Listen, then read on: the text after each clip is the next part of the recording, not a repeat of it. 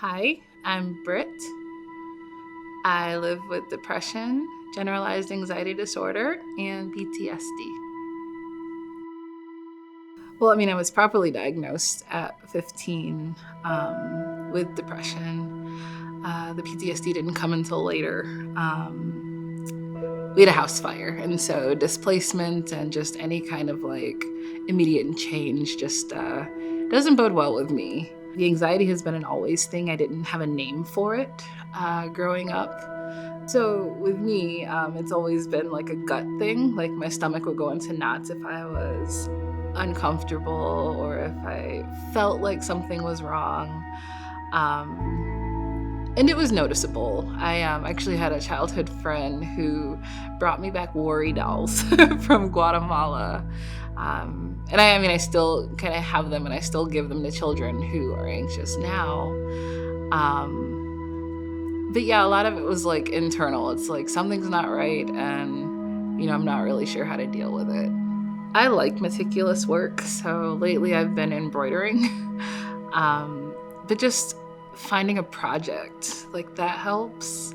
Going to swim laps, just trying to stay active, being honest about what I'm feeling. A good day.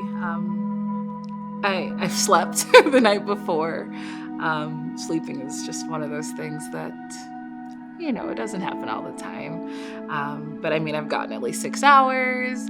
I wake up in a good mood. I can, shower and, do my hair and put on makeup. I'm really big on the look good, feel good approach. So, I look like there's effort there on a good day. I'm usually on time for things on a good day. With work, you can never really tell when I'm having a bad day. With children, it's always a good day. On a bad day, though, I generally just don't want to get up. And if I don't have to, I won't. And it's not like, laying in bed, binge watching. It's just laying in bed doing nothing. It's not eating. It's not showering. It's avoiding contact with everybody, but also feeling really lonely. It just takes a lot to kind of pull yourself out of that. So I spent some time in a mental health facility a couple of years ago. I had been putting off my mental health for a long time, most of the year really. I wasn't on my meds, I wasn't in therapy, I was not taking good care of myself.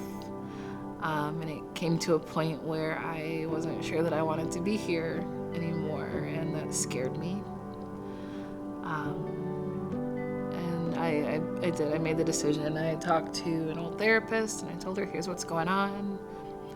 I think I'm gonna, go and get a mental evaluation. And she asked me, she says, do you want an escort? And that means the police. And I absolutely did not want an escort.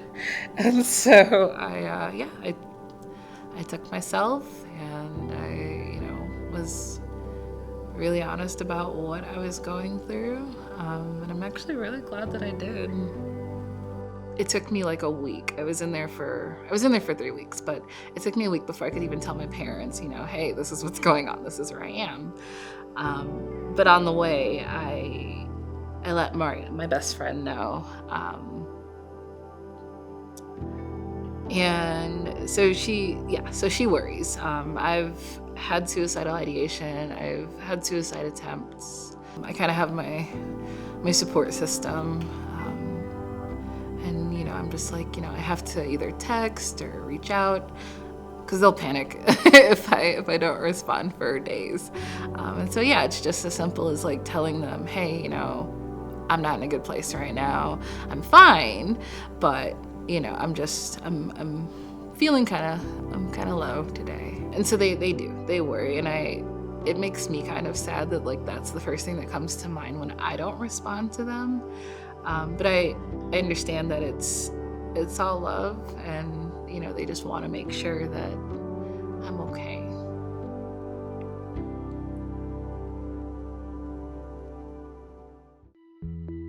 I am always researching anything from just like reading blogs, reading books, trying to like understand a little bit more like what I'm going through, and kind of how it compares to like others and their experiences. And lately, I've been kind of wondering about like people's views on nannies like me, who have a history of mental illness.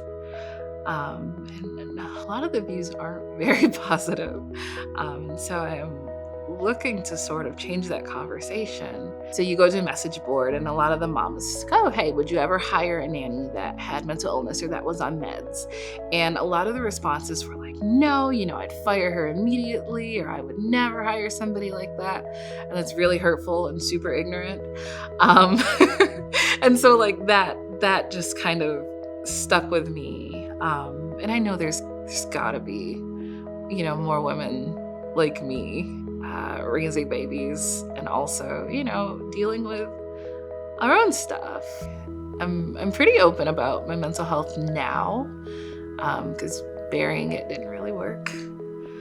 I'm at a point in life where I really do feel like mental health advocacy might be something that, well, it is. It's something that I'm supposed to do.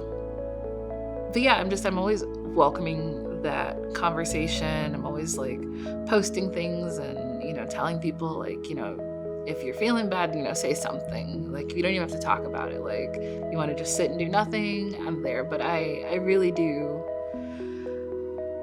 I never want anyone to feel as bad as I felt. And so it's just important to me to sort of like kind of be that extended hand to people.